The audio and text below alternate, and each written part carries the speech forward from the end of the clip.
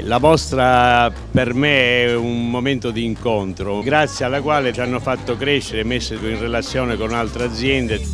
Italian Style per me è fare quello che potevano fare i nostri avi e riportarli in chiave contemporanea e moderna,